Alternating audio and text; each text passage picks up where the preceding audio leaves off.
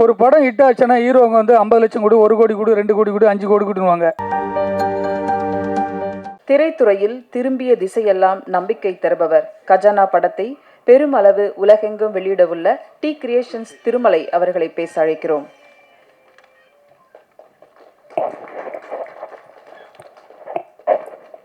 வந்திருக்கிற media, online media, பத்திரிகை, தொடர்ந்து சினிமாவுக்கு உங்களுடைய அர்ப்பணிப்பு தான் மிக முக்கியம். சினிமாவில் நம்ம இருக்கிறதே வந்து கடவுள் கொடுத்துருக்கக்கூடிய ஒரு வரம். வெற்றி தோல்வி அதையெல்லாம் கடந்து 24 மணி நேரமும் நம் சினிமாவை பற்றி யோசித்து கொள்வது அது எந்த துறையாக இருந்தாலும் சரி. ஆனால் சினிமா என்கின்ற ஒரு பொக்கிஷத்துக்குள்ளே நம்ம வந்துட்டோமானா அதை விட்டுட்டு நம்ம என்ன நினச்சாலும் வெளியில் போக முடியாது. அப்படி தான் அந்த சினிமா நம்மளை உருவாக்கி வச்சுருக்கு. நம்ம இல்லையானாலும் சினிமா இருக்கும். நம்ம இருக்கிற வரைக்கும் அந்த சினிமாவில் இருக்கணும்னு ஆசைப்படுற எவ்வளவோ வர்க்கத்துக்கு மத்தியில் நானும் ஒரு ஆள். கஜானா திரைப்படத்தை வாழ்த்து விட்டு சென்றிருக்கக்கூடிய நண்பர் விக்னேஷ் அவர்களுக்கும் அண்ணன் திரு ஆண்டாள் சொக்கலிங்கம் அவர்களுக்கும், இந்த மேடையை அலங்கரிக்க வந்து கொண்டிருக்கிற அமர்ந்திருக்கக்கூடிய நம்முடைய நண்பர் கூல் சுரேஷ் அவர்களுக்கும்,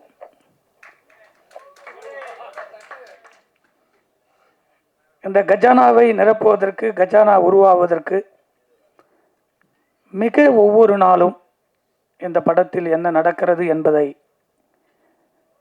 மிக ஆணித்தரமாக உள்ளிருந்து பார்ப்பதில், ஒவ்வொரு நாளும் எப்படி நீங்கள் இந்த ஒவ்வொரு படத்துக்கு வந்து உட்காந்துட்டீங்களோ மீடியாவை, அதுபோல் 24 மணி நேரமும் கஜானாவை பற்றி யோசிக்கக்கூடிய ஒரு இயக்குனர் இருக்கிறார், அசோசியேட் டைரக்டர் இருக்கிறார்னா தம்பி விகாஸ். இந்த படத்தில் இவனுடைய உழைப்பு வந்து ரொம்ப கடுமையான உழைப்பு. நான் ஒரு 4-5 வருஷமாக இவனை தொடர்ந்து எவ்வளோ சவுண்டு விடுவேன், என்னடா படத்தை முடிக்க மாட்டேங்கன்னு அப்படிங்கும்போது அவன் ஒவ்வொருமும் நுணுக்கமாக எதை பற்றியும் அந்த கோபமே படாமல் ஒவ்வொரு நாளும் அடுத்த ஸ்டெப்புன்னு வரும்போது அந்த பொறுமை வந்து ரொம்ப இந்த படத்தில் யோசிச்சு பாருங்கள். ஒரு உதவியாளர் ஒரு படத்தில் 3-4 ஆள்கள் வந்து தொடர்ந்து அவர் வேலை செய்கிறாருன்னா அவ்வளோ சாதாரண விஷயம் கிடையாது இந்த படத்தில். ஏன்னா ஒரு படத்தில் வேலை செய்கிற 5 அசிஸ்டன்ட் டைரக்டர் அந்த படம் 3 மாதத்துலேயே டைரக்டர் ஆக்டிங் ஓடிடுறாங்க.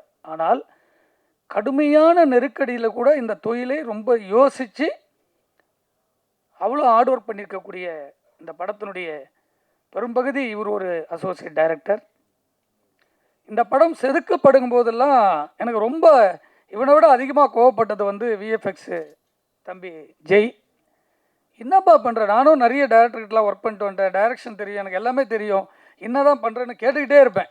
ஆனால் ஒவ்வொரு நாளும் அந்த ஃப்ரேம் செதுக்கி எடுத்திருக்கக்கூடிய ஃபுட்டேஜோடு சேர்த்து அந்த யானையும் பாம்பையும் இது வரைக்கும் சொல்லலை, குரங்கு ஃபைட்டுன்னு ஒன்று இருக்குது. உலகத்தில் 10 கோடி செலவு பண்ணால் கூட அந்த ஃபைட் எடுக்க முடியாது. அந்த மாஸ்டர் நரேன் அவர்கள் அவ்வளோ அழகாக பண்ணியிருக்கார். எல்லாரும் சொல்லுவாங்க சின்ன படம்னு.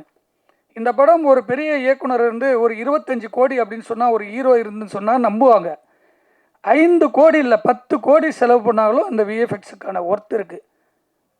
இந்தியாவில் மட்டும் நடக்கல. அதுக்கு இவனுக்கு மட்டும்தான் தெரியும் அமெரிக்காவிலேருந்து என்னென்ன ஷாட் பண்ணி அமைச்சிருக்காங்கன்னு.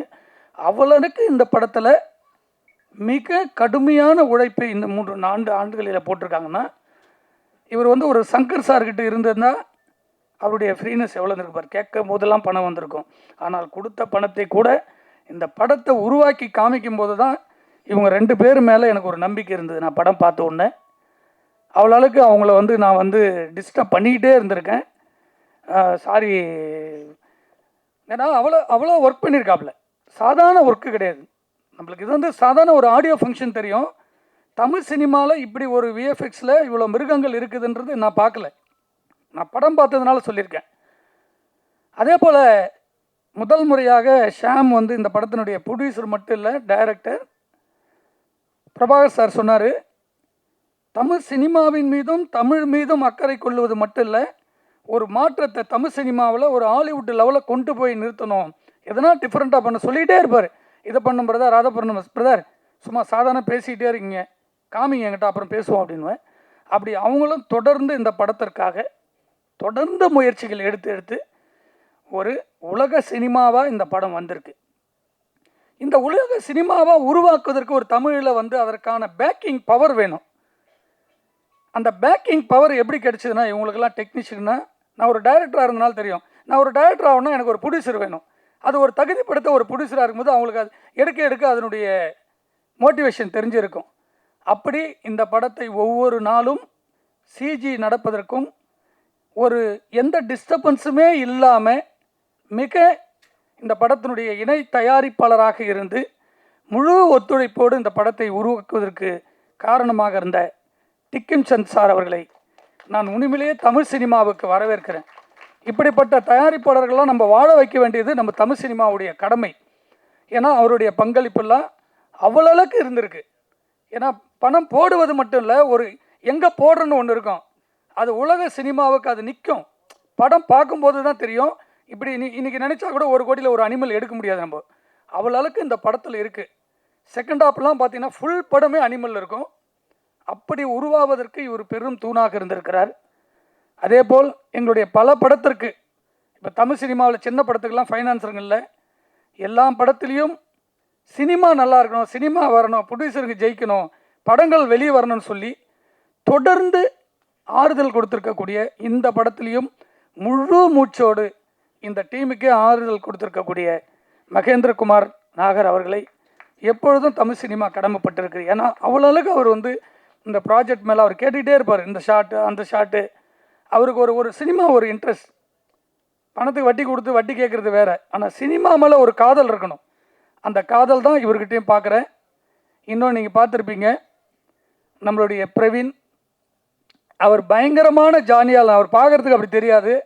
அவருடைய வீடியோலாம் பார்த்தீங்கன்னா பயங்கர காமெடியாக இருக்குது. எனக்கே ஒரு சில இதெல்லாம் வந்து ஒரு லேப்டாப் தூக்கி உடைப்பார். நான்லாம் பார்த்து வந்து ஷாக் ஆனேன்னா, இப்படி பேசுகிறாரு, ஒரு பெரிய நடிகனாக இருக்கார் அப்படின்னு சொல்லி.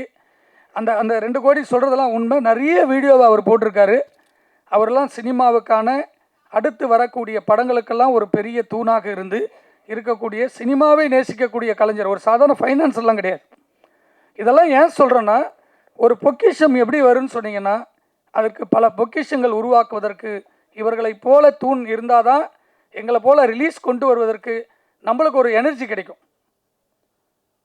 இப்போ இந்த படத்தை வாழ்த்து வந்திருக்கக்கூடிய இவங்கெல்லாம் யார்? இவங்க இந்த கலைஞர்களை எப்படி உருவாக்குறாங்க? இந்த படம் வெளியே வந்தால் தான் உருவாகும். இந்த பிரம்மாண்டம் சாங் பார்த்துருப்பீங்க. நான் சொன்னேன், இந்த சிவன் சாங் வேணும். இந்த சிவன் சாங் விட்டிங்கன்னா இந்த படத்துக்கு பெரிய பவர் இருக்குது. ஏன்னா கதையே சிவனில் ஆரம்பிக்குது.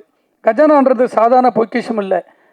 அது வந்து அப்படிப்பட்ட ஒரு பொக்கிஷத்தை மிக அழகாக ரீரிகார்டிங்கில் மிரட்டலாக இருக்கும் படம். நான் ஒவ்வொரு ரீலும் மியூசிக் டைரக்டருக்கு தெரியாதுன்னு ஒவ்வொரு ரீலும் முடிக்கும் போது போய் பார்ப்பேன்.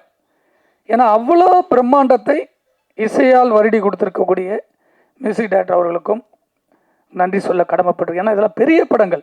சாதாரணமாக சொல்லுவாங்க கஜானா ஏதோ ஒரு சின்ன 4-5 ஆர்டிஸ்ட் நடிச்சிருக்காங்க, அப்படிப்பட்ட படம் கிடையாது இது. ஒரு எல்லாரும் கேட்கும்போது ஒரு பெரிய திரையில் சார் சின்ன படம் சார், தேட்டர் கிடைக்காது சார்ன்றாங்க. இப்படி தான் சொல்லிக்கிட்டே வருவாங்க. ஆனால் இதில் வந்திருக்கக்கூடிய வேதிகாவுடைய போர்ஷன்லாம் பார்த்தீங்கன்னா அதை பார்க்கும்போதே லட்டு போல் இருக்கும். அவ்வளோக்கு அந்த படத்தில் இருப்பாங்க. சாந்தினி சொன்னாங்க, நான் ஒரு டிஃப்ரெண்ட்டாக ஃபைட்லாம் பண்ணியிருக்கேன்னு. அந்த ஃபைட்டு எடுக்கும்போது நான் இருந்தேன். மாஸ்டர் நரேன் சார் வந்து நான் பார்க்கும்போது இவர் மேலே பெரிய மாஸ்டர். அந்த படம் விஷுவலில் பார்க்கும்போது அவர் நடித்து இந்த ரோப்பெல்லாம் தூக்கி வரும்போது பறக்கும்போது அவ்வளோக்கு அந்த மாஸ்டர் அதில் ஒர்க் பண்ணியிருந்தார். அதே போல் அதில் ஒர்க் பண்ணியிருக்க டெக்னீஷியன், கேமராமேன், எடிட்டர், டிசைனர் இருக்கார். வெரைட்டியாக இருக்கும் அந்த டிசைன். நிறைய நேற்று கூட அந்த டிசைனர் வந்து நான் கோவத்தில் சொன்னேன், என்னப்பா நீ டிசைனே அனுப்ப மாட்டேன்னு. அந்த கதைக்கான ஒரு டிசைனே ரொம்ப ஆணித்தரமாக ஜிப்சன் வந்து உருவாக்கி கொடுத்துருக்காரு. இந்த படம் அந்த டிசைன் பார்க்கும்போது அதில் ஒரு வெரைட்டி இருக்கும். ஏன்னா அந்த படம் அப்படி சாதாரண படம் கிடையாது. சாதாரண படம் போல் தோணும், அப்படி கிடையாது. இந்த மேடையை அலங்கரித்து இதில் நடிச்சிருக்கக்கூடிய தம்பி ராஜேஷ் அவெல்லாம் அந்த ஷூட்டிங்கில் வந்து அந்த மலையில் ஓட விட்டாங்க. அவன் எடுத்துகிட்டு ஓடினான். அன்றைக்கெல்லாம் வந்து சாப்பாடு கூட கிடையாது. அங்கங்கே நின்று பார்த்தோம். நைட்டில் மிட் நைட்டில் இதெல்லாம் நடந்தது. இதையெல்லாம் மீறி நீங்கள் பார்ப்பீங்க, ஒரு படம் ஹிட் ஆச்சுன்னா ஹீரோங்க வந்து 50 லட்சம் கொடு, 1 கோடி கொடு, 2 கோடி கொடு, 5 கோடி கொடுன்னுவாங்க. உதாரணத்துக்கு ஒரு ஒரு அசோக் செல்வம் எங்கள் படம் இப்போ ரொமான்ஸ்னு ஒரு படம் ரிலீஸ் ஆச்சு. அந்த பக்கம் ரிலீஸ்க்கு அப்புறம் இப்போ 10 கோடின்னு சொன்னார். ரிலீஸ்க்கு முன்னாடி இப்போ 1 கோடி கொடுத்து கூட ஆள் இல்லை. ஆனால் ஏன் சொல்கிறேன்னா, கடுமையான உழைப்பை இனிகோ பிரபாகர் இந்த படத்தில் முழு மூச்சாக போட்டிருக்காரு. அந்த ஃபைட்லாம் நீங்கள் வந்து இந்த ஹீரோவை தவிர வேறு ஹீரோ வச்சு எடுத்திங்கன்னா 25 நாள் எடுக்கணுங்க அந்த ஃபைட்டு. ஒரு ஃபைட் எடுத்திருக்காரு அந்த குரங்க கூட. தமிழ் சினிமாவில் அந்த ஃபைட் இருக்காது. அந்த மாஸ்டருக்கும் இந்த நடிகருடைய ஒத்துழைப்பு இல்லைன்னா அந்த ஃபைட்டு நீங்கள் வந்து ஒரு பெரிய சூப்பர் ஸ்டார் கணக்கா விஜய் சாரோ இல்லை வேறு மிடில் இருக்கிறதோ விட்டுங்க எடுக்குன்னு நினச்சிங்கன்னா ஒரு 25 நாள் அந்த ஹீரோ 1 ஹவர் நடிச்சுட்டு கேரவனு போயிடுவாங்க. கேரவனு கிடையாது, எதுவுமே கிடையாது. 24 மணி நேரமும் அந்த ஃபைட்டை ஒரு சாதாரண டிஷர்ட்டு போட்டுக்கிட்டு அங்கேயே ஸ்பாட்டில் நின்று ஹார்ட் ஒர்க் பண்ணி கொடுத்த ஒரு ஹீரோ. இது மாதிரி ஹீரோங்க தான் நம்ம தமிழ் சினிமாவில் உருவாக்கணும். ஹீரோலாம் எந்த ப்ரொடியூசருமே பயந்துட்டு வரலன்னா வராது. இப்படி மிருகங்களை வச்சு படங்கள் எடுத்தவர் தான் இன்றைக்கி ராமநாதன் சார். எல்லா படமும் இட்டு, எல்லா படங்களும் இட்டு. ஏன் சொல்கிறேன்னா, இது ஒரு சாதாரண கஜானா கிடையாது. ஏதோ ஷாம் எடுத்துட்டாரு ஒரு சின்ன படம் அப்படின்னு யாருமே நினைக்க முடியாது, கெஸ் பண்ணவே முடியாது. மாபெரும் தயாரிப்பாளர்களுக்கும் மாபெரும் விநியோகஸ்தருக்கும் திரையரங்க உரிமையாளருக்கு நான் வைக்கிற ஒரே ஒரு கோரிக்கை தான், நீங்கள் எதையெல்லாம் மாபெரும் படம் சொல்லி போனீங்களோ அந்த படங்கள் எல்லாம் ஒரே நாளில் ரிசல்ட்டு காணாமல் போகுது. எந்த படத்துக்காக சின்ன படத்தை ரிலீஸ் பண்ண முடியாது ரிலீஸ் பண்ண சொன்னீங்களோ, நேற்று ஒரு படம் ரிலீஸ் ஆகும், நான் சொல்ல விரும்பலை, இன்றைக்கி டேட்டே கொடுக்காத 3வது ஒரு படம் வந்தது, 70 சென்டர் தான். அந்த படம் இன்றைக்கி சூப்பர் ஹிட்டு. அதுக்கு நாளைக்கு பார்த்தீங்கன்னா 300 தேட்டர் ஆகும். 9ஆம் தேதி ரிலீஸ் ஆக போகிற படத்தில் பெரிய படம் கஜானா தான் 100 தேட்டர் கிடைக்குன்னாங்க. நான் கேட்காமே 200 தேட்டர் வரும். காரணம், ஒரு வெற்றி எது டிசைட் பண்ணுறதுனா பெருசு சில கண்டென்ட்டு தான் டிசைட் பண்ணுது. அப்படிப்பட்ட கண்டென்ட் இந்த படத்தில் இருக்குது. ஒவ்வொரு மிருகத்துக்குள்ளே ஒரு கண்டென்ட் இருக்குது. அந்த மிருகங்கள்லாம் நீங்கள் பார்க்குற சாதாரண மிருகமாக இருக்கும், ஒட்டுமொத்த மிருகம் சேர்ந்தது தான் டைரக்டர் பிரபுதி ஷாமுவேல். ஒரிஜினல் மிருகம். அவருக்கு உள்ளுக்குள்ளுக்கு அந்த கோவத்தை, சினிமா மேலே இருக்க கோவத்தை அவர் எடுத்திருக்காரு. அதான் உண்மை. எல்லாருக்குள்ளே ஒரு இருக்குல்ல, ஒரு படம் பண்ணோம் சாதாரண டைரக்டர் ஆகணும்னு நினைப்பாங்க. சில பேருக்கு அது ஒரு டிஃப்ரெண்ட் இருக்கும். அப்படி இந்த படம் எடுத்திருக்காங்க. இந்த மேடையில் இருக்கக்கூடிய அனைவருக்கும், விடுபட்டிருக்கக்கூடிய அனைவருக்கும், டெக்னீஷியன் நம்ம ரைட்டர் இருக்கார், ரொம்ப பிகினிங்லேருந்து அவர் வந்து கடுமையாக எழுதி, அவர் ரொம்ப பொறுமையாக உட்காந்து ஒவ்வொரு ரைட்டிங்கும் வந்து இதை பண்ணலாம் அதை பண்ணுவார். அப்படி ஒரு சிறந்தார். அவருடைய நண்பர் நல்ல ஒரு பிகினிங்கில் வந்து அந்த சேசிங்கில் ஓடி இருப்பார், இந்த மலையில் போவாதீங்கன்னு சொல்லிட்டு ஓடுவார் சந்திரநாயனோட. அந்த சந்திராயன் வந்து ஒரு 12 நிமிஷம் படத்தில் வந்து நீங்கள் எதிர்பார்க்கவே முடியாது. அவ்வளவுக்கு ஒரு நடிப்பை ஹார்ட் ஒர்க் பண்ணி கொடுத்துருக்காரு. இவங்கெல்லாம் இல்லையானா அந்த பெரிய படமாக அதை ஆக்கிய மாட்டீங்க. பெரிய நடிகர் அது உள்ளே போட்டுருந்தீங்கன்னா இது சின்ன படமாயிடும். இப்படி பிரம்மாண்டத்தை எடுக்கவே முடியாது. அவங்கள வச்சு 150 நாள் எடுக்கணும் நம்ம ஷூட்டிங். அப்படி ராஜேஷ் உட்பட இங்கே இருக்கக்கூடிய அத்தனை பேருக்கும் இது ஒரு பெரிய மாபெரும் வெற்றி படம்.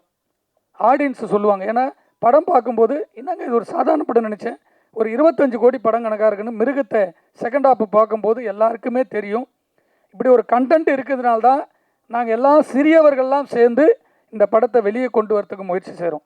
நான் அஜித் படத்தை ரிலீஸ் பண்ணுறதுக்கு போல் வருஷத்துக்கு மாதத்துக்கு 3 ஒரு படம்னா கூட 12 படம் ரிலீஸ் ஆகுதுன்னா விக்னேஷ் பேசிட்டு போனார் பாருங்கள். அவருடைய வழியை எத்தனை படங்கள் நடிச்சிருக்காரு.